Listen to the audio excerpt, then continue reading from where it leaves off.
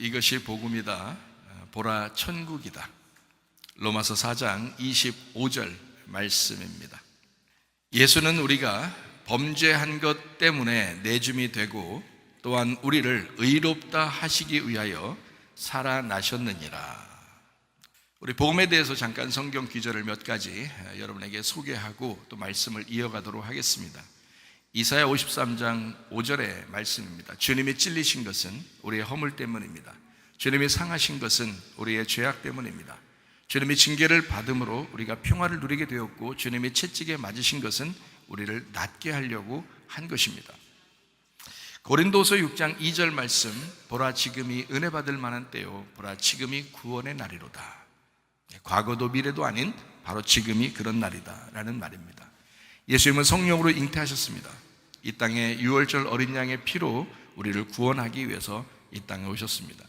침례를 받으심으로 우리의 모든 죄를 어린 양 예수님에게 넘기시고, 그리고 예수님은 광야에 가셔서 시험을 이기셨습니다. 인간의 모든 죄는 아담과 하와 속에 있었던 인간이기 때문에 우리 모든 인류는 아담과 하와가 죄를 질 때 함께 죄를 지었습니다.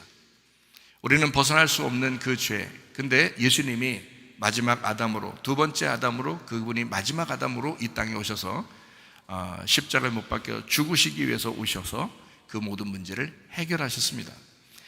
광야에서 시험을 이기신 것은 너희가 세 가지 시험, 그러니까 선악과의 문제를 너희가 해결할 수 없으니까 주님께서 그 마귀에게 시험을 이기셨습니다.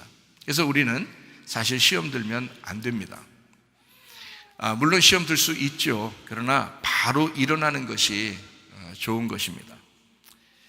이런 얘기가 있어요. 넘어지는 것은 죄가 아니다. 그러나 일어나지 못하는 것이 그게 죄다. 넘어지는 것은 죄가 아니다. 그러나 일어나지 않으려고 하는 것이 죄다. 우리는 죄를 지을 수밖에 없는 인간입니다. 그럼에도 불구하고 예수님을 의지하고 바로 일어나는 사람들이 되셔야 합니다. 그래서 시험은 우리가 이길 수 있다라고 하는 겁니다. 왜냐하면 예수님 붙드니까, 예수님 의지하니까, 예수님이 그 시험을 다 이기셨으니까 그런 말이죠. 그리고 3년 반 동안 아버지 일을 충실히 하시다가 십자가 못 박혀 돌아가시면서 모든 문제를 다 해결하고 사망까지도 다 해결하셨습니다. 그리고 이제 부활 승천하셔서 우리에게 임마누엘 하시겠다고 성령으로 우리에게 임하셨습니다. 그래서 어느 장소나 어느 곳에 또 어떤 사람에게만 함께하는 것이 아니라 성령으로 모든 사람에게 함께한다. 그거를 임마누엘이라고 합니다. 예수님은 구원자시고 회복자시고 치료자시고 임마누엘 하시는 예수님이시기 때문입니다. 우리가 거듭나야 된다는 말이 있는데, 마음으로 너희가 믿고 입으로 고백하면 너희가 구원을 받을 것이다 라고 했거든요. 그러니까 다른 게 없어요. 너희들의 행함이 어떤다, 너희들이 잘 살았다, 또는 뭐 착하다, 지식이 많다, 부자다, 이런 게 아니라 너희가 믿음으로, 마음에 믿고 입으로 고백해라. 그러면 구원 얻을 것이다 라고 주님 우리에게 믿음에 대한 강조를 해주셨습니다. 고린도 전서 1장 10절의 말씀에 보면 같은 말씀을 하고, 같은 말이죠, 같은 말을 하고 같은 마음을 품고 그리고 같은 뜻으로 하나가 되어야 된다, 이렇게 말씀했습니다. 교회가 그런 곳입니다. 예수님 안에서요. 히브리 13장 8절 말씀에 예수는 그리스도신데 어제나 오늘이나 영원토록 예수가 그리스도가 되신다. 여러분에게도 다 직분이 있죠. 내 자신이 그 직분을 잘 감당하는 거, 영원히 그렇게 해야 된다는 거라는 말입니다. 여러분이 집사면 집사로서의 일을 끝까지 잘 해내는 사람, 그게 아름다운 지위를 받을 것이다 라는 말입니다.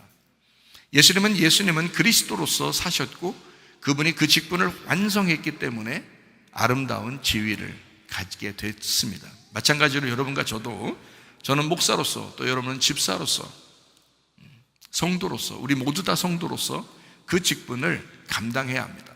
끝까지. 그렇게 할 때 아름다운 지위를 얻는 것입니다. 그게 이 말씀이고요. 사도행전 4장 12절에 예수가 이제 우리의 구원자가 되시니까 그 이름 이외에는 구원받을 만한 이름이 없다, 이렇게 우리에게 말씀합니다. 갈라디아서 2장 20절 말씀입니다.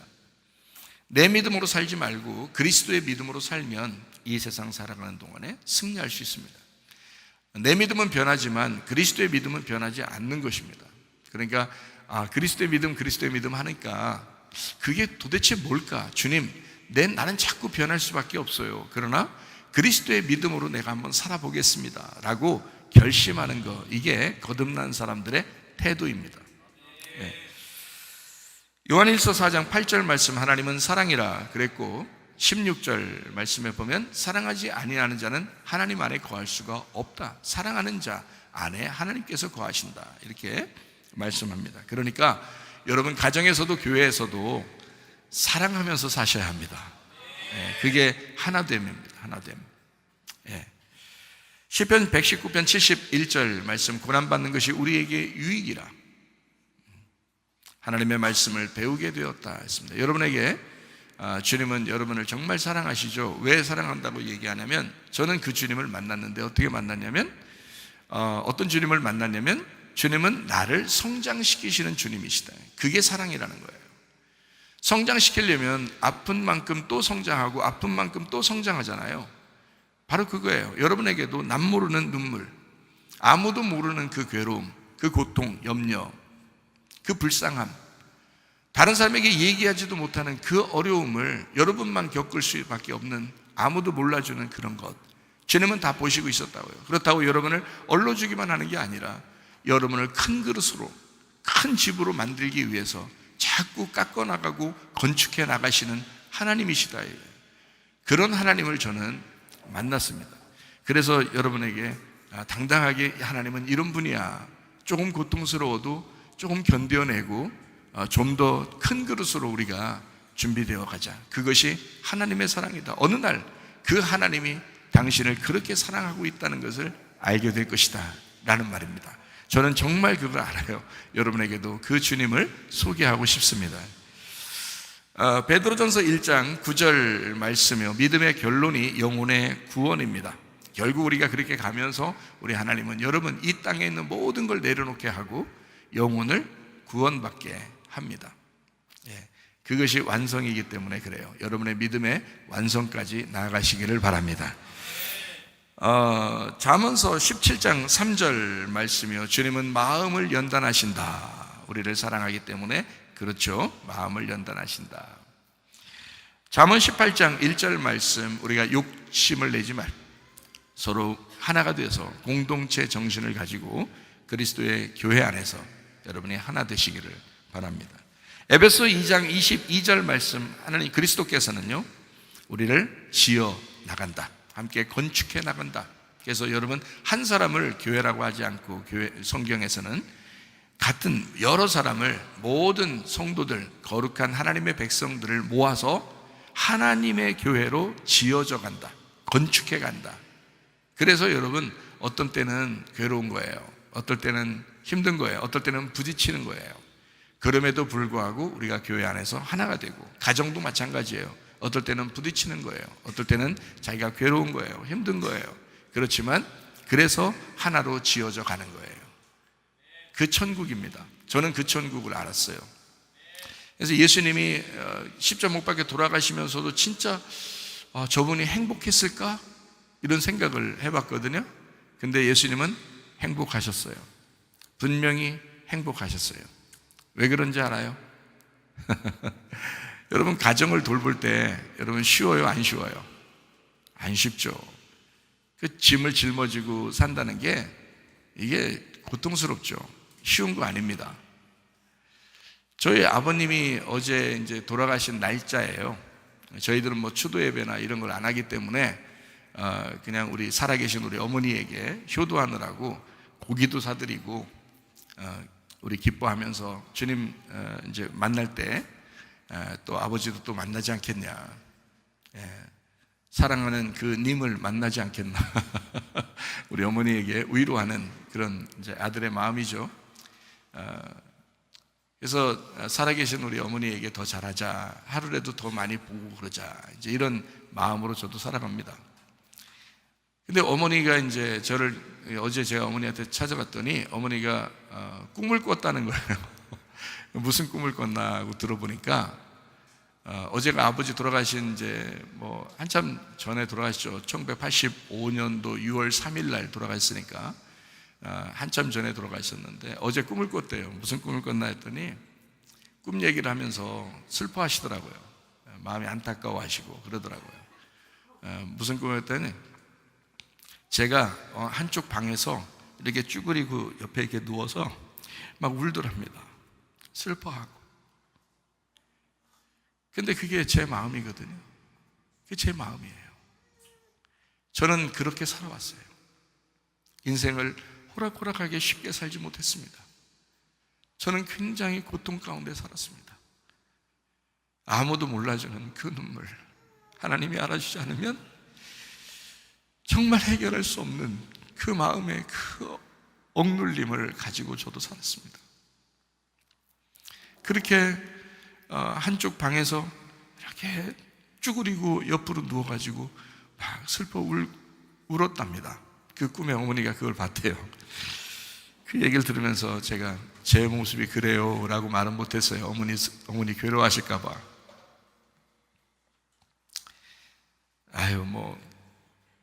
인생이라는 게 다 그렇죠. 근데요, 저는 그렇게 슬프고 괴롭고 했지만 저희 가정을 돌보고 또 교회를 돌보고 주님 만나고 난 다음에 깨달았다고 했잖아요. 주님 만나고 난 다음에 가정을 돌보고 또 교회를 돌보고 쉬운 일은 아니에요. 틈만 나면 사람들이 투정하고 가정에서도 마찬가지고 교회에서도 마찬가지잖아요. 목사로서 진짜 어렵고 힘들 때가 많거든요. 외롭고 힘들 때가. 그럴 때 어떻게 해요? 주님이 내 마음 알아주지 않으면 저는 정말 슬플 거예요. 괴로울 거예요. 근데 주님을 알았어요. 어떻게 알았느냐? 주님이 십자가를 지시면서 괴로웠을까? 아니다. 주님은 행복하게 죽으셨습니다. 웃으면서 죽은 게 아니에요. 피눈물을 흘리면서 죽으셨거든요. 그런데도 그분은 행복하셨습니다. 왜 그랬을까요? 혹시 그거 아시나요? 그 주님은 자기가 가장 사랑하는 여인을 위하여 그 죽음을 기꺼이 선택하신 분입니다. 적어도 가장 사랑하는 여인을 위하여 죽어가는 그 사나이, 그게 예수님이에요. 그러니 자기의 가장 사랑하는 여인을 위해서 죽는 마음, 그게 행복이었다 이 말이에요. 그게. 여러분, 남편들이요, 아내들이요, 가정 돌보기 쉽지 않죠. 목사도 교회 돌보기 쉽지 않습니다. 그렇지만 행복합니다. 그 슬픔 가운데, 그 괴로움 가운데 행복합니다. 왜냐하면 나의 사랑하는 자들을 위하여 내가 수고하고 있기 때문이에요. 우리 어머니가 아버지 돌아가시고 난 다음에 얼마나 힘들게 사셨겠어요. 아버지의 역할까지 그 한 30년 이상을 그렇게 사셨으니까 얼마나 힘들었겠어요. 그 슬픔 아무도 모르죠. 그 괴로움 아무도 모르죠. 주님은 아실 겁니다. 그렇지만 행복했을 거예요. 왜냐하면 자기의 사랑하는 자녀들을 보호하고 지키고 그들을 위해서 희생한 그 수고가 행복이란 말입니다. 여러분, 가정도 마찬가지예요. 자녀들을 위해서, 남편과 아내를 위하여 수고하는 거 괴롭지만 행복하잖아요. 제가 그런 마음이라고요. 저는 슬픔이 떠나지 않는 사람이에요. 교회를 봐도 그렇고 가정을 봐도 그렇고 저는 슬픔이 떠나지 않는 사람이었습니다. 주님 만나고 그걸 아는 거예요. 세상에 우리 주님이 나를 너무 사랑해서 행복하게 죽으셨구나. 주님은 그걸 괴로움이라고 여기지 아니하고 행복이라고 했구나. 그게 천국이었구나. 그런 슬픔과 괴로움이 천국이었구나. 그거를 저는 알았어요. 이미 알았어요. 그래서 슬픔이 더 이상 슬픔이 아니고, 괴로움이 더 이상 괴로움이 아니고, 외로움이 더 이상 외로움이 아니라 나에게는 천국이다. 나는 행복하다. 아, 행복한 사나이. 나는 그렇게 살아가고 있습니다. 네. 여러분, 무슨 말인지 이해가 되시죠? 고난 가운데 하나님은 우리를 말씀을 깨닫게 하시고 또 그리스도 안에서 함께 지어져 가도록 만들어주시는 하나님. 로마서 8장 28절의 말씀입니다. 우리가 알거니와 하나님을 사랑하는 자 곧 그의 뜻대로 부르심을 입은 자들에게는 모든 것이 합력하여 선을 이루느니라. 이런 괴로움과 고통 여러분은 다 끊어버리고 싶겠죠? 전 안 그래요. 주님을 알았으니까. 전 안 그래요. 그런 걸 다 끌어안고서도 합력하여 선이 이루어진다는 것을 알았습니다. 그게 천국임을 저는 알았습니다. 남 모르는 괴로움, 남 모르는 외로움, 남 모르는 슬픔, 고통, 어려움, 여러분 아무도 몰라주는 그것도 주님은 여러분을 아십니다. 저는 그걸 알았어요. 그 주님 여러분을 사랑하십니다. 반드시 그런 모든 환경을 통해서 여러분을 만들어 나가실 것입니다. 여러분 더 좋은 것으로, 더 선한 것으로 하나님은 여러분을 갚아주실 것입니다. 감사해요. 로마서 4장 25절 말씀이요, 예수는 우리가 범죄한 것 때문에 내줌이 되고 또한 우리를 의롭다 하시기 위하여 살아나셨느니라. 로마서 4장 전체가 뭐에 대한 강조냐면 믿음에 대한 강조를 하는 장면이 로마서 4장에 나와 있는 이야기입니다. 로마서 4장에. 그래서 우리는 로마서 4장의 한 부분들을, 몇 부분을 우리가 좀 살펴볼 필요가 있습니다. 로마서 4장 5절 말씀입니다. 이를 아니할지라도 경건하지 아니한 자를 의롭다 하시는 이를 믿는 자에게는 그의 믿음을 의로 여기신다 그랬습니다. 우리는 보통 생각할 때 내가 주님 앞에 충성하고 일을 많이 해야 하나님이 나를 좋아하실 것 같다라고 생각할지 모르지만 성경은 그렇게 기록하지 않습니다.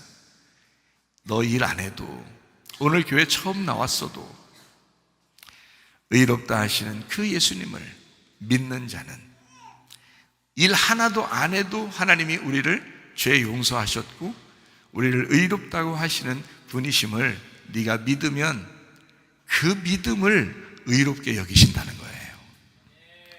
로마서 4장에 나오는 아주 귀한 말씀입니다.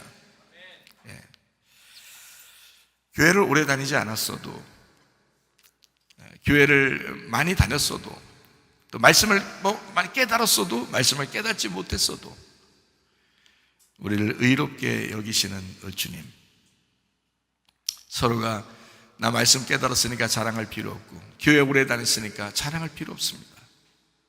아무것도 안 했어도, 아무것도 몰라도 주님은 그 믿음을 의롭게 여기십니다. 그러니까 서로 정죄하거나 선악과로 심판하고 그러면 안 됩니다. 주님의 마음을 깨달았자고 우리가 말씀 듣는 거거든요. 서로가 서로에게 위로하고 칭찬하고 사랑하고 그렇게만 살다 가도 시간이 많이 부족한 사람들입니다. 저는 그래서 이야기하잖아요. 후회 없는 인생 살다 가고 싶다. 여러분 어때요? 후회하는 인생 살지 말고 후회 없는 인생 살다가 가시기를 바랍니다. 우리는 한 번 다 죽는 거예요. 그 후엔 심판이 있거든요. 그러나 자기가 자기를 정죄함으로써 그렇게 심판받지 말라고요. 후회 없는 인생 살면 좋겠습니다. 하나님을 기쁘시게 하는 것은 믿음 하나로 충분합니다. 다른 더 이상을 요구하지 않습니다. 못 배웠어도 괜찮고 못났어도 괜찮고 많이 못 가지고 있어도 괜찮습니다. 믿음 하나면 충분합니다. 다른 걸 요구하는 게 아니에요. 로마서 4장 11절 말씀도 한번 볼까요? 그가 할례의 표를 받은 것은 무할례 시에 믿음으로 된 의를 인친 것이니 이는 무할례 자로서 믿는 모든 자의 조상이 되어 그들도 의로 여기심을 얻게 하려 하심이라. 이게 무슨 말이냐면요, 아브라함이 할례 받기 전에 부름 받았다는 겁니다. 할례 받기 전에 부름 받았다. 그것을 믿어서 그 믿음을 의롭게 여겼다. 이스라엘 백성들은 할례를 받는 것이 거듭남이고 할례를 받는 것이 구원받는 거거든요. 이스라엘 백성들 입장에서는 성경이 그렇게 율법적으로 기록해 놨고, 그 전에 율법이 생기기 전에 아브라함에게 할례 받기 전에 아브라함을 불렀다라고 로마서 4장은 이렇게 기록하는 거예요. 아브라함도 할례 받기 전에 구원받았지 않느냐, 그 믿음으로 구원받았지 않느냐. 그러면 할례 받지 않고도 구원받을 사람들이 많다. 이방인 가운데, 죄인 가운데 우리도 그렇게 믿음이 충만한 사람들이 아니지만 구원받을 수가 있다. 할례 받지 않았어도 구원받을 수가 있다. 왜? 아브라함이 할례 받지 않은 사람의 구원자, 조상이 됐으니까. 이해가 되겠죠? 그 말이에요. 그러니까 아브라함이 엄청난 일을 했을 때 구원받은 게 아니고, 적어도 할례 받지도 않았는데도 구원을 받았다. 그 믿음으로. 그걸 의롭게 여기셨다. 믿음 하나를. 그 말이 로마서 4장 11절에 말하는 겁니다. 그러면 구원받은 사람은 이제 어떻게 해야 돼요? 자, 구원받고 난 다음에, 믿음을 갖고 난 다음에 이제 아브라함이 어떻게 해요? 하나님이 할례해라 그러잖아요. 그렇죠? 그러면 아브라함이 나 믿음으로 구원받았으니까 나 할례 안 할 거예요 하면서 대들고 그럽니까? 아니죠. 할례를 행합니다. 그게 무슨 말이냐면, 너 죄인임에도 불구하고 내가 구원했잖아. 그러나 할례를 해야 돼. 이거예요. 할례해야 돼. 너 육신을 끊어버려야 돼. 육신을 사망을 해야 돼. 너의 삶이 완전히 부활해야 돼. 새로워져야 돼. 이런 말이거든요. 너 그냥 와서 말씀 한 번 듣고 구원받을 수 있어. 그러나 예배 드려야 돼. 이 말과 똑같습니다. 이게 행함이거든요. 우리의 행함이에요. 자, 아브라함은 할례 없이 구원받았지만 할례를 행했다고요. 믿음으로 행한 거예요. 할례부터 행하라고 그렇게 요구한 것이 아닙니다. 하나님이 할례 없이 구원받게 했어요. 그러나 그 믿음을 가진 자는 할례를 받아야 된다라고 얘기하는 겁니다. 여러분이 처음에 교회 나오기 전에는, 구원받기 전에는 예배 드릴 필요가 없죠. 그냥 예배 드린다고 구원받은 게 아니니까 믿음으로 구원받는 거거든요. 믿음으로 구원받았으면 문제는 그 다음에는 예배를 드려야 된다는 거죠. 그러니까 믿음을 가졌으면 행함이 나타나야 된다는 거예요. 행함을 통해서 구원받는 건 아니야. 믿음으로 구원받는 거야. 그러나 그 믿음이 진짜라면 넌 행함이 있었을 거야. 이런 말입니다. 그거를 주장하는 게 야고보서 2장이거든요. 믿음을 강조하는 것이 히브리서 11장이고요. 그 전체가 그렇게 주장해요. 히브리서 11장은 믿음을 강조합니다. 그러나 야고보서는 믿음을 강조하지 않고 행함을 강조합니다. 왜? 두 개가 다 중요하기 때문에 그런 거예요. 믿음으로 구원받았으면 너 반드시 행해야 된다는 겁니다. 우리가 사랑하지 않았어도 구원받을 수는 있습니다. 다른 사람을 미워했어도, 아주 살인적인 그런 마음을 가지고 살았어도 구원받을 수 있습니다. 예수님만 믿으면. 그러나 예수 믿고 그 믿음을 가진 사람은 반드시 다른 사람을 사랑해야 합니다. 왜냐하면 그 행함이 나타나야 되기 때문에 그런 거예요. 믿음이 진짜라면. 무슨 말인지 아시겠죠? 예배드리지 않았어도 구원받을 수는 있습니다. 믿음으로. 그러나 믿음으로 진짜 구원받았으면 당신은 계속 예배를 드리고 살아야 된다, 이 말이에요. 히브리서 11장에는 믿음을 강조하고 야고보서 2장에는 행함을 강조합니다. 참 놀라운 이야기죠. 그러니까 믿음은 행함을 열매로 가져오게 해야 한다. 그래서 그 열매를 보고 네가 속에 진짜 믿음이 있었던 것을 아는 거예요. 여러분의 교회 중심으로 사는 그 모습을 보고, 주님 중심으로 사는 모습을 보고, 말씀 중심으로 사는 모습을 보고 네 속의 믿음이 진짜구나 라는 것을 열매를 통해서 안다는 겁니다. 사랑하느냐? 예배를 드리고 있느냐? 너 기도하느냐? 너의 행함을 통해서 그 믿음이 진짜임을 확인할 것이다. 이해가 되시겠습니까? 믿음 하나면 충분합니다. 구원받을 때는요. 그러나 믿음으로 구원받은 사람은 반드시 행하게 되어 있습니다. 가만히 있지 못하게 되어 있습니다. 그래서 여러분이 뭐 교회 헌금도 하고 그래서 기도도 하고 그러는 거예요. 그게 열매니까. 이 속에 있는 믿음의 열매니까. 그러니까 여러분은 돈을 드린 게 아니라 마음의 믿음을 드린 거죠. 무슨 말인지 알죠? 봉사하는 것도 헌신하는 것도 마찬가지예요. 교회 와서 서로 사랑하고 하나가 되는 것도 마찬가지예요. 속에 있는 마음의 믿음을 드리는 거죠. 아브라함이 하나님을 믿었습니다. 그랬더니 그것을 하나님은 의롭게 여기셨다.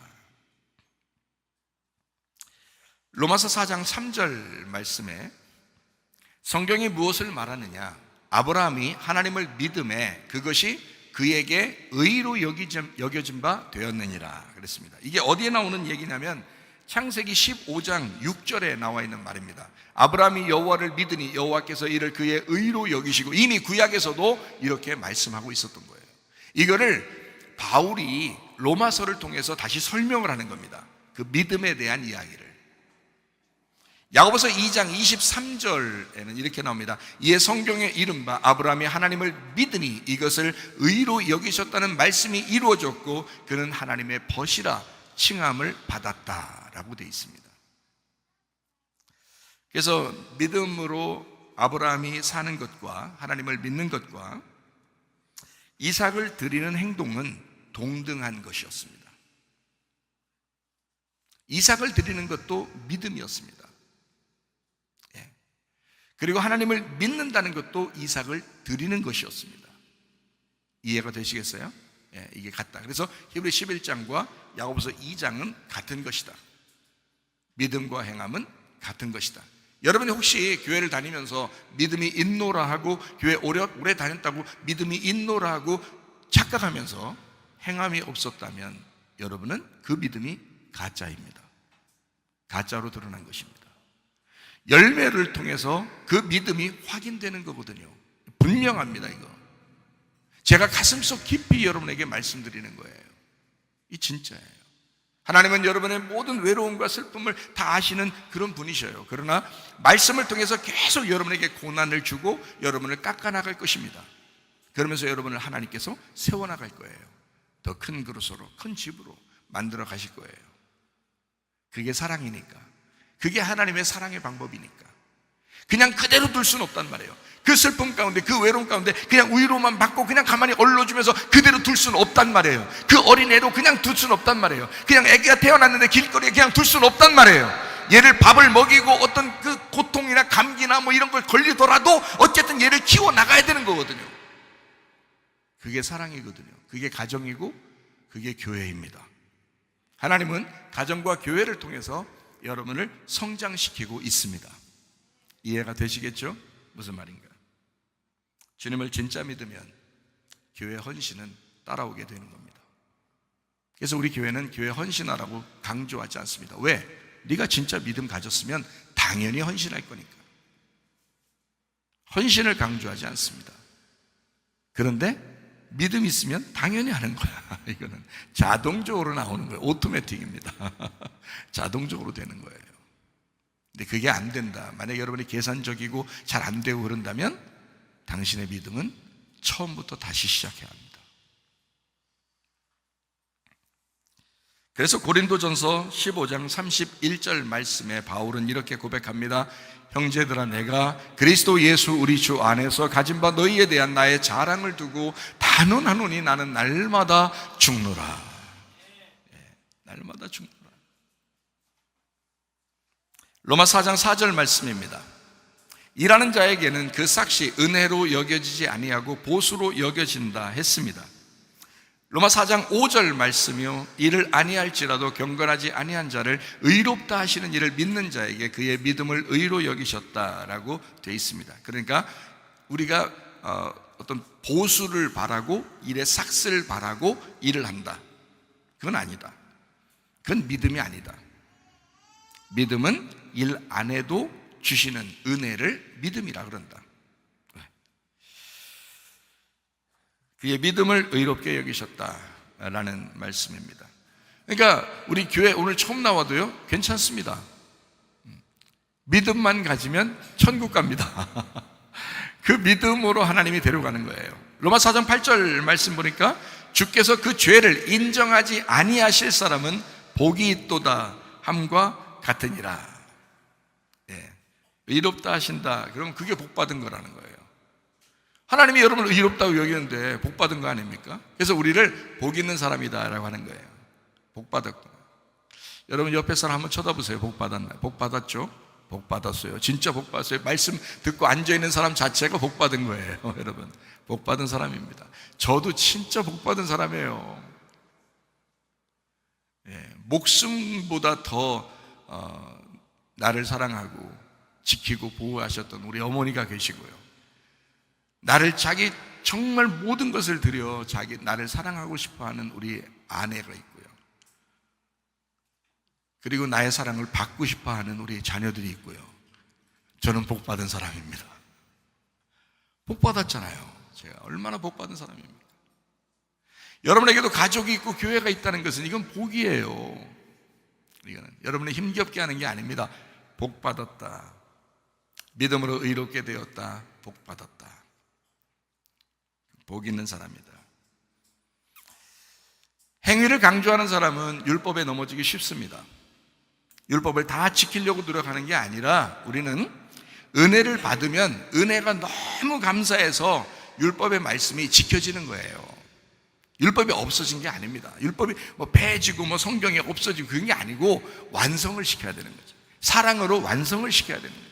그러니까 믿음이 너무 좋고 은혜가 너무 받은 게 너무 감사하니까 그런 말씀 이런 건 힘겹지 않게 그냥 주님 안에서 같이 지켜나가는 거예요. 즐겁게. 가정도 지키는 게 그렇잖아요. 힘겹죠. 가정, 평생 죽을 때까지 그 짐이에요. 어깨에 짐. 무슨 말인지 아시겠죠? 가정 있는 사람들은 다 그게 무슨 말인지 알죠? 어깨에 짐이라고요. 죽을 때까지 그거예요. 죽는 날 이 어깨에 짐을 내려놓는 거야. 무슨 말인지 알죠? 근데 그게 행복하게 지내잖아요. 행복하게 그걸 지켜내잖아. 그거라고요. 우리의 삶이라는 건 그거라고요. 주님도 그렇게 우리를 위해서 행복하게 사시다가 가신 그런 놀라운 사나이였습니다. 사나이 중에 사나이. 우리 주님이셨어요. 여러분과 저도 그런 마음이죠. 어렵지만 말씀으로 우리가 믿음으로 살아간다는 것, 바로 그것이 우리를 율법을 완성하게 만든단 말이에요. 갈라디아서 2장 20절 말씀입니다. 내 믿음으로 살지 않고 주님의 믿음으로 살아간다라는 말이거든요. 말씀은 내 믿음으로 지키는 것이 아니라 주님의 믿음으로 지켜져서 살아가는 것, 이것을 믿음이라 그럽니다. 주님의 믿음. 내 믿음으로 살면 실패하지만 주님의 믿음으로 살면 성공합니다. 그래서 오직 믿음으로 보면 모든 것은 하나님이 베푸신 선한 은혜다. 그래서 모든 것이 합력하여 선을 이루는 것이다. 여러분 주변에 있는 모든 환경들이, 여러분의 가정과 교회와 여러분 주변의 모든 어려움과 고통, 이런 모든 것들도요, 하나님이 여러분을 위하여 배려하신 하나님의 작품들이라는 겁니다. 그를 꼭 기억하시면 그러면 행복을 느낄 수가 있어요. 주님도 그렇게 사시다가 가셨어요. 그래서 주님이 십자가 진 것처럼 너도 너의 십자가를 지고 와라 그런 거예요. 그래야 주님의 제자라는 거예요. 그래야 주님의 마음을 깨닫는다는 거예요. 제가 조금 알았어요, 주님의 마음을. 그래서 저도 주님 따라가고 있는 중입니다. 행복해요. 주님이 행복하셨었구나 라는 걸 깨달았어요. 로마서 8장 28절 말씀입니다. 우리가 알거니와 하나님을 사랑하는 자 곧 그의 뜻대로 부르심을 입은 자들에게는 모든 것이 합력하여 선을 이루느니라. 감사하죠. 로마서 4장 25절 말씀 다시 한번 읽습니다. 예수는 우리가 범죄한 것 때문에 내줌이 되고 또한 우리를 의롭다 하시기 위하여 살아나셨느니라. 예수님의 죽으심과 그 부활입니다. 그것 때문에 우리의 모든 죄가 사라지고 우리는 의롭게 되었다. 너 마음에 믿어라. 이걸 믿어라. 그럼 구원받는다라고 아주 단순한 그 복음을, 아주 간단한 복음을 우리에게 말씀하십니다. 아버지가 소천하고 저는 굉장히 괴로웠습니다. 저는 아버지만 바라보면서 목사가 되기로 결심하면서 이렇게 살아온 사람인데 아버지가 갑자기 사라진 거예요. 그래서 저는 그때부터 위장병이 생겨가지고 7년을 고생했습니다. 그래서 여러분 이 가운데 혹시 위장병 있는 사람 있으면 제가 마음을 압니다. 얼마나 괴로운지 그 압니다. 진짜 의사도 못 고치고 세상에 있는 약도 못 고치고 너무 괴로웠습니다. 한 7년을 그 젊은 나이에, 제가 20살 때 아버지가 돌아가셨으니까 그 젊은 나이에 정말 괴로웠어요. 힘들었어요. 근데 그것도 하나님이 나를 만들어 가시는 하나님의 과정이었다라고 말씀을 깨닫고 난 다음에 아버지의 돌아가심도, 그리고 내가 망나니처럼 살고 또 힘들게 살고 병도 있었고 죽을 고비를 넘기고 이렇게 하는 모든 과정도 하나님이 만드신 것이었구나라는 것을 깨달았어요. 그리고 말씀을 깨닫게 해주셨구나. 내가 아버지 살아계실 때, 아버지 살아계셨으면 저 진짜 고생 많이 안 했을 겁니다. 목사로서. 그런데 아버지가 돌아가시니까 우리 집안은 진짜 아무것도 없이 진짜 어머니 고생 많이 했어요. 가죽 풀 붙이면서 우리 살았고요. 풀에 본드 같은 거 붙이고 살고, 어머니가 보험회사 다니면서 우리들 공부가르치고 다 했거든요. 그 보험회사가 저기 시내 아주 끝에 있어요. 여기 이 동네까지 거기서 걸어오셨어요. 버스비 아낀다고. 여기서 걸어가시고 거기서 여기 걸어오시고 버스비 아낀다고 다리가 퉁퉁 붓고 그렇게 사셨어요. 다 집안마다 어려움들이 다 있겠죠. 저희 집안도 그랬습니다. 그렇게 한참을 살았어요. 그리고 형님도 목사님, 매형도 목사, 저도 목사, 이렇게 만드신 분이 우리 어머님이십니다. 하나님이 만드셨죠. 근데 그거를 목숨 걸고 해내셨습니다. 그러니까 자녀들이 그냥 어머니 그러면 굉장히 존경하죠. 기도하시는 분. 다른 사람들에게야 다른 사람 눈에 들어오겠어요? 다른 사람들은 하나도 눈에 안 들어오겠죠. 우리 어머니 입장에서는 아버지 역할까지 어머니가 혼자 다 하셨어야 되니까. 그렇게 이제 살았는데, 저도 힘들게 살았고 우리 어머니도 그랬고 제가 이렇게 힘들게 살았는데, 그 병이 어느 날 주님 앞에 기도하면서 진짜 없어졌어요. 그래서 위장병 있는 사람은 제가 기도해주면 금방 낫더라고요. 실제로 위장병 있는 사람은 그렇게 금방 낫더라고요. 이제 기도해주면 많이 경험했어요. 제가 그렇게 또 나섰기 때문에 그런가 봐요. 근데 만약에 안 낫게 해줬었다 그러면 뭔가 뜻이 있을 거예요, 여러분. 혹시 뜻이 있을 거예요. 하나님이 여러분을 이제 다루시면서 뭔가 계획이 있을 거예요. 그렇지 않은 사람은 그냥 금방 나서요. 기도해주면 바로 낫더라고요. 어쨌든 그렇게 살아왔어요, 저도. 근데 아버지를 한번 가만히 생각해 봤죠. 우리 아버지가 가끔 저에게 얘기하는 것이 있었어요. 간증으로 얘기하는 게. 아버지는 일찍 돌아가신다, 일찍 죽는다라는 얘기를 가끔 했어요. 그래서 제 마음에는 그게 일찍 돌아가시면 그래도 설마 해서, 왜냐면 워낙 강하시고 그냥 이렇게 추진력 있으시고 워낙 이렇게 집안에 기둥 같으시니까 저는 설마 그렇게 생각을 했어요. 근데 그 간증대로 되더라고요. 아버지가 정치 외교과 하시고 옛날 그 시대에 연세대 총학생회장 했으니까, 그리고 중앙대에서도 경제학인가 경영학인가 졸업하시고 그렇게 하시고 이승만 대통령 시절에 정치를 하신 분이에요. 젊은 나이에.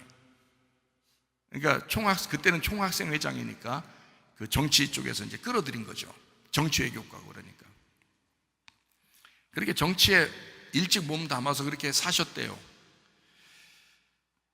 근데 어머니는 그 당시 이제 신학교를 공부했고, 아버지가 어머니 친구분, 아버지 친구분 결혼하는 데를 간 거예요. 가가지고 딱 보니까 아버지가 딱 보니까 저 여자 괜찮은데 이렇게 한 거죠.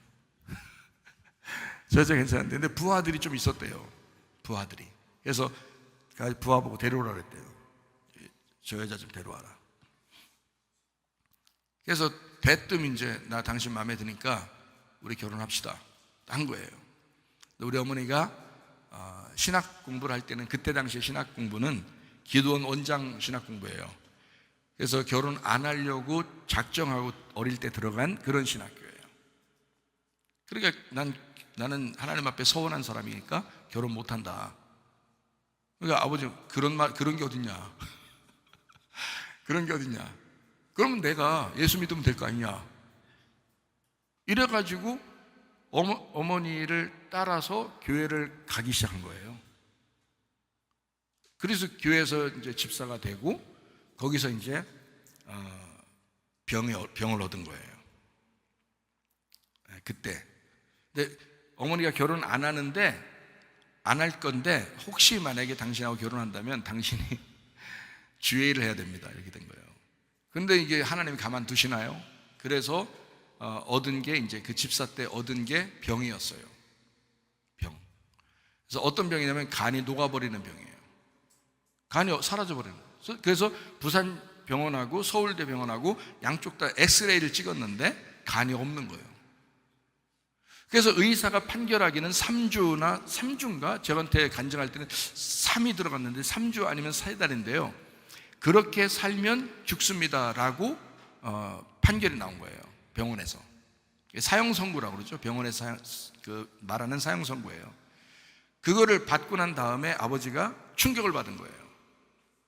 설마 이렇게 내가 젊은 나이에 자식도 낳았는데 갑자기 이렇게 내가 갈 수 있을까? 근데 이제 어머니가 약속한 게 있고 하니까, 이게 이제 주님에 대해서 긴가민가 하면서 어느 날 기도를 했대요.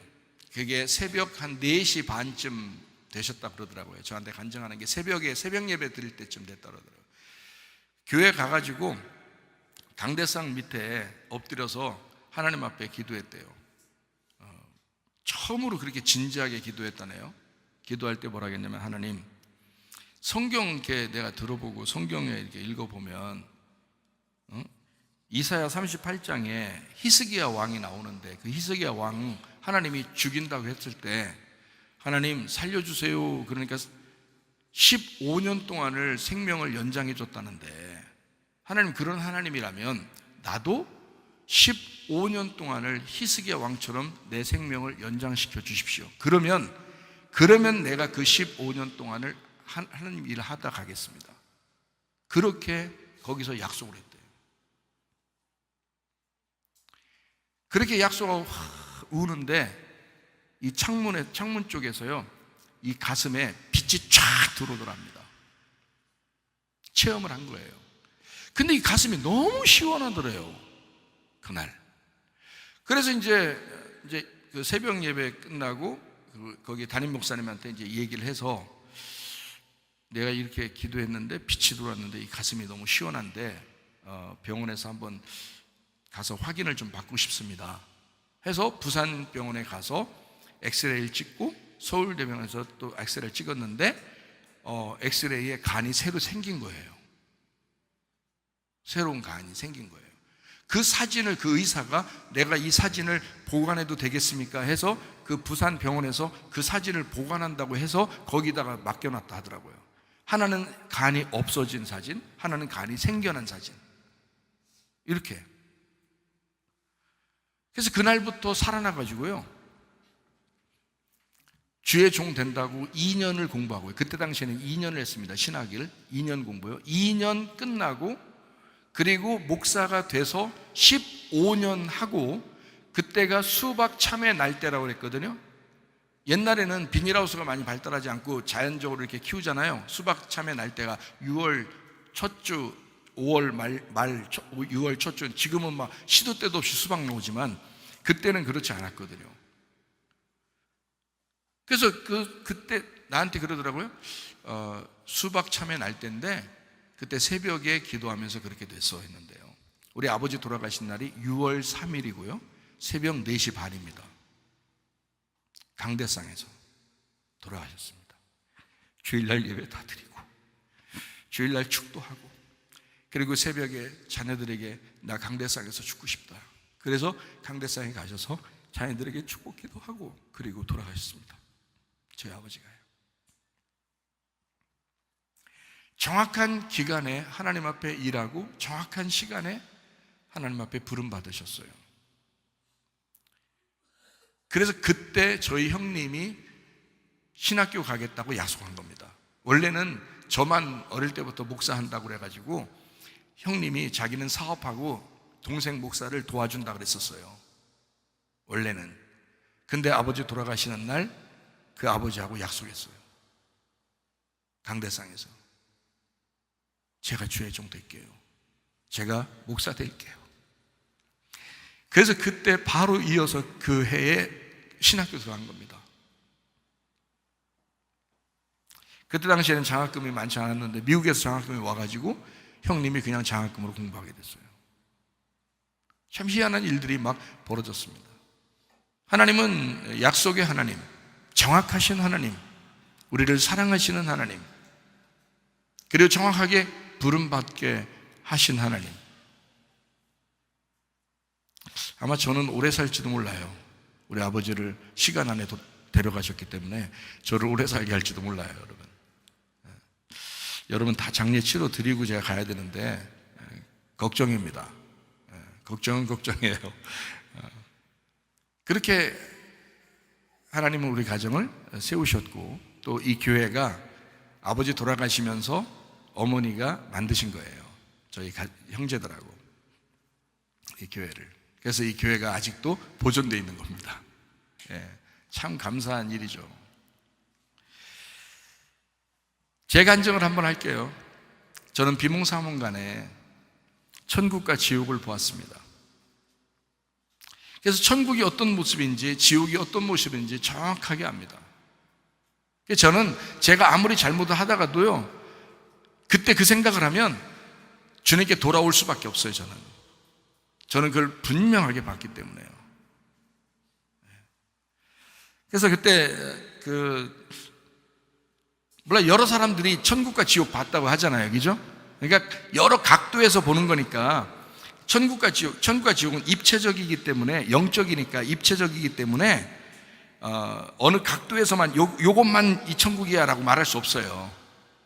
다른 부분에서도 이렇게 볼 수 있거든요, 실제로. 그러니까 여러 각도에서 아마 다른 분들이 경험을 했을 겁니다. 근데 제가 경험한 천국에 대해서 또 지옥에 대해서 여러분에게 소개하면, 천국은 빛이 찬란합니다.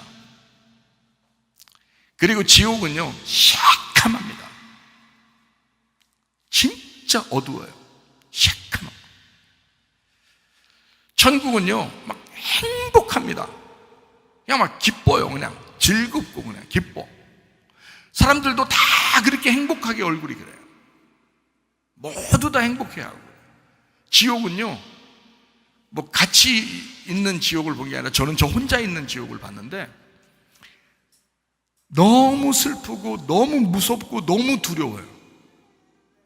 새카맣고, 그리고 뱀이 득실득실합니다. 저는 아프리카 사람들은 뱀도 귀엽다고 그러는데 저는 진짜 뱀 싫어요. 왜냐하면 지옥의 모습에서 뱀을 봤기 때문에 그렇습니다. 뱀이 얼마나 크고 또 막 얼마나 징그럽고 그게 막 공격해 오는지, 세상에 저는 그걸 이렇게 이게 덩어리가 이렇게 있잖아요. 이게 똥덩어리처럼 이게 덩어리가 있잖아요. 그러면 뱀이 그렇게 이게 연결돼 가지고 막 있어서 공격해 오는데, 세상에 그 새까만데 그 뱀이 막 얼굴을 이렇게 쳐다보면서 이 모습으로 오는데 얼마나 징그럽고 무섭겠어요. 진짜 지옥은 절대 가면 안 됩니다, 여러분. 진짜 여러분 천국 가셔야 돼. 지옥은 진짜 막 무섭고 두렵고 시커멓고 이게 특징이에요. 천국은 행복하고 기쁘고 즐겁고 밝은 곳입니다. 진짜 여러분 모두 다 천국 가셔야 돼. 그게 공통적이더라고요. 다른 것보다 특징이 그게 공통적이더라고요. 그때 이제 제가 자세히 얼굴을 본 게 천사입니다. 천사예요. 그때 제가 천사를 보았는데요, 여러분이 모두 다 천사처럼 바뀔 겁니다. 천국 갈 때는. 근데 지옥 갈 때는 천사처럼 안 바뀌어요. 지옥 갈 때는 여러분 모습 그대로 갑니다. 늙었으면 늙은 대로 가고 어리면 어린 대로 갑니다. 지금 모습 그대로. 아프면 아픈 대로 가고 병 있으면 병 있는 대로 가고요, 다리 한 짝이 없으면 다리 한 짝 없는 대로 갑니다. 지옥은 여기서 사는 그 모습 그대로 가요. 그런데요, 천국에 가면 여러분 지금 있는 모습 다 바뀝니다. 천사처럼 바뀌어버려요. 그리고 남편도 없고 아내도 없어요. 왜 그러냐면 천사의 모습이 그렇더라고요. 천사의 모습이. 지옥을 막 경험해서 너무 무서워가지고 그 시커먼 데서 그 뱀하고 같이 이렇게 막 이렇게 있는 그 무서움 속에 그 어린 심령이 어린데 그걸 막 보고 너무 무서워서 막 이렇게 막 진짜 어떻게 할 수 없는 그 두려움 속에 있는데, 어디선가 누군가 막 소리 그렇게 하면서 막 무슨 만화 영화처럼 진짜 막 싹 날려서 막 오는 거예요. 그 천사가 날개가 없는데 날라요. 날개가 없는데. 저는 날개가 있는 천사도 봤고요, 날개가 없는 천사도 봤어요. 제가요. 날개가 있는데 날개는 또 엄청 또 멋있어요. 진짜 야, 또 날개가 쫙 있는데 빛이 번쩍번쩍합니다. 진짜 놀라워요. 성경에 보면 왜 법궤를 보호하는 날개 있는 천사들 있잖아요. 이런 거. 그래서 그게 그룹 천사거든요. 날개가 있다 할 때 그걸 그룹이라고 그래요. 그래서 날개 있는 천사를 케르핌, 그룹 천사예요. 날개 천사. 그래서 그것도 봤는데, 날개가 없는 천사를 이제 그 지옥을 볼 때 거기서 나를 끄집어내주는 천사가 날개가 없는 천사였는데 옷만 입었어요. 근데 펄펄펄펄 하는데 그 옷이 얼마나 빛나는지 말이에요. 천사가 나한테 오는 그 사이에 그 천사의 그 둘레가 빛이 나요. 그 둘레가. 제가 얼마나 정확하게 자세히 봤냐면, 저를 뒤에서 탁 안아줘서 제가 그 느낌을 잊지를 못해요. 뒤에서 저를 이렇게 안아줘가지고 저를 거기서 이제 싹 이렇게 뽑아내요. 그 지옥의 그 뱀에게서 저를 이렇게 뽑아내는데요, 쫙 뽑아내요. 이렇게 쫙 올라가는데요.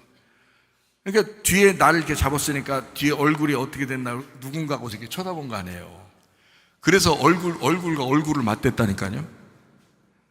아마 천사도 놀랐을 거예요. 아마 이렇게 쳐다볼 줄 몰랐을 거예요. 근데 놀란 표시는 안 내더라고. 제가 좀 약간 놀랐어요. 이렇게 쳐다보니까 얼굴과 얼굴이 딱 마주친 거예요. 그래서 제가 천사 얼굴을 알게 된 거예요. 여러분, 머리카락이 있습니다. 눈썹도 있습니다. 눈도 있습니다. 코도 있습니다. 입도 있습니다. 손가락도 있습니다. 손톱도 있습니다. 발가락도 있고 발톱도 있습니다. 근데 손톱에서도 빛이 나, 손에서도 빛이 나, 눈에서도 빛이 나, 눈썹에서도 빛이 나, 머리에서도 빛이 나요. 옷에서도 빛이 나와요. 옷은 파라파라파라파라 하는데요, 이 옷이 투명해요. 그래서 성경에 흰 옷이라고 하는 게 말이에요. 여러분 지금 흰 옷 입고 있는 사람 있죠? 여기 흰 옷 입고 있는 사람 봐봐요. 옆에 봐봐요. 흰 옷, 이건 진짜 누리 틱틱해. 이건 진짜, 이건 흰 옷도 아니야. 이건 천사가 입은 흰 옷은요 투명합니다. 성경에서 말할 때 흰 옷이라고 하는 것은 색깔이 빠졌다라고 해서 그냥 흰 옷이라고 한 거지, 천사가 입은 옷을 직접 보면요, 우리가 다 천사는 변할 거니까 지금 여러분의 변할 모습을 제가 설명해 드리는 거예요. 저는 그렇게 변할 거라고 저는 믿습니다. 모든 하늘나라에 있는 모든 사람들은 다 그렇게 있을 것이고 지금도. 남자도 아니고 여자도 아니에요. 제가 얼굴을 그대로 봐서 알아요. 남자가 아니에요. 여자도 아니에요. 근데 너무 예쁜 거야. 세상에 이 땅에서는 없어 그런 얼굴이.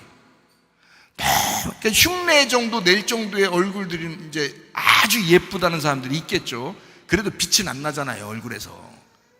근데 이 얼굴은 남자도 아니고 여자도 아니야, 분명히. 근데 빛이 번쩍번쩍 나요. 너무 예쁜 거야. 너무 멋있고요. 남자도 아니고 여자도 아닌데. 그래서 남자도 아니고 여자도 아니기 때문에 결혼이 없는 거예요. 하늘나라 올라가면. 여기서만 여자 남자가 있는 거예요. 이 둘이 남자 여자 이렇게 해서 이 둘을 선악으로 만들어서 요거를 둘이 합쳐서 하나가 된다라고 하는 건 성경을 이루기 위해서 그런 거거든요. 요거를. 그래서 남녀가 있는 거예요. 이 땅에서만. 하늘나라에 올라가면 남자 여자 없어요. 이게 하나예요. 이미 남녀가 없어요. 자, 마태복음 22장 30절 말씀을 한번 보겠습니다. 부활 때에는 장가도 아니 가고 시집도 아니 가고 하늘에 있는 천사들과 같으니라. 제가 말한 게 맞죠? 성경에 있는 대로 주님이 말씀하신 겁니다. 하늘나라 올라가면 아내도 없고 남편도 없습니다.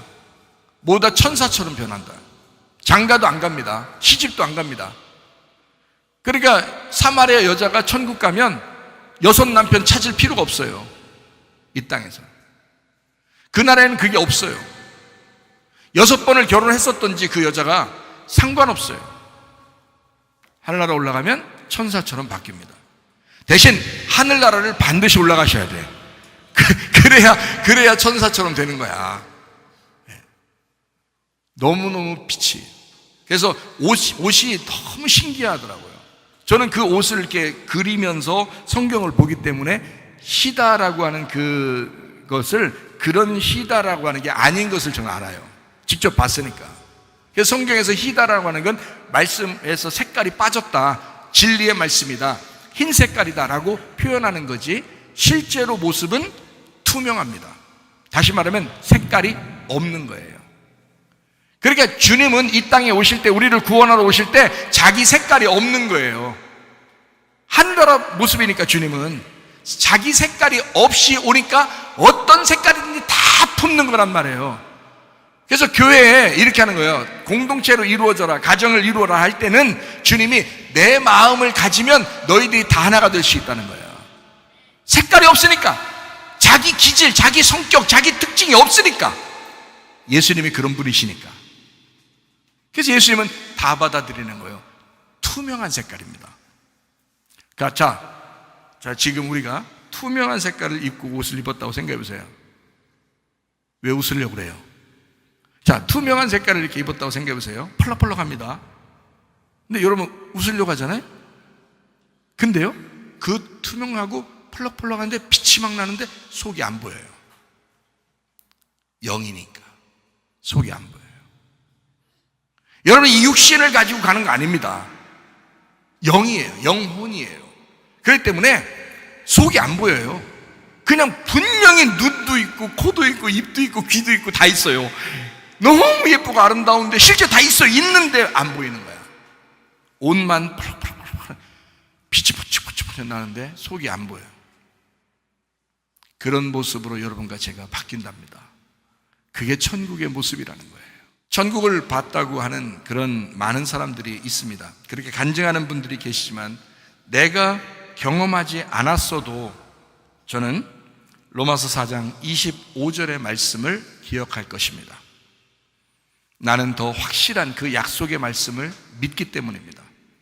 저는 그것을 보았지만, 제가 눈으로 보았지만 또 경험했지만 저는 더 확실한 복음, 더 확실한 말씀을 저는 믿습니다. 하나의 경험은 그냥 경험이죠. 수많은 사람이 천국도 보고 지옥도 보고 천사도 만났겠죠. 그러나 그것보다 더 확실한 것을 저는 알았어요. 주님을 다시 만나서 알았어요.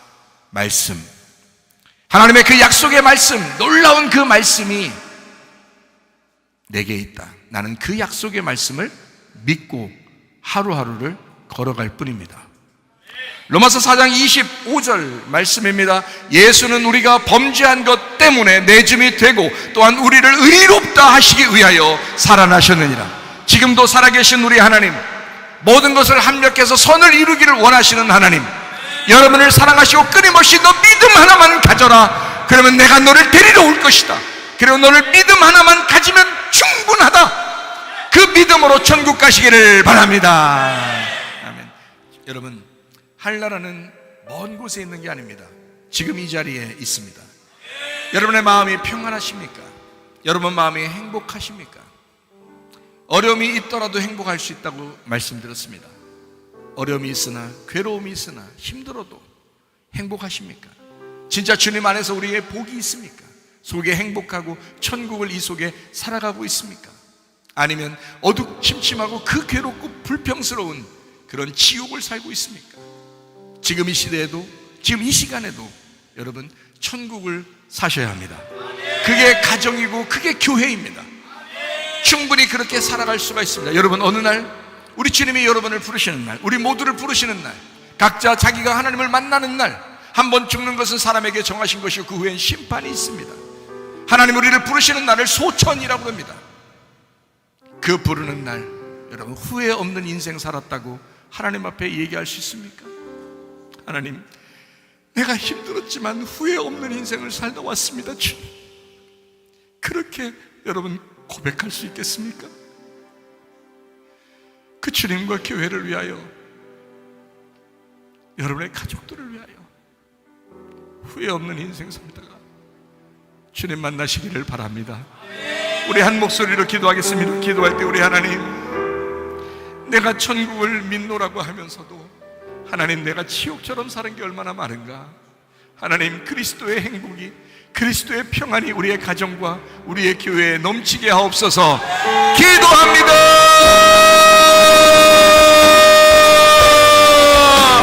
우리 하나님 아버지여, 사랑과 은혜를 감사를 드립니다. 아버지여,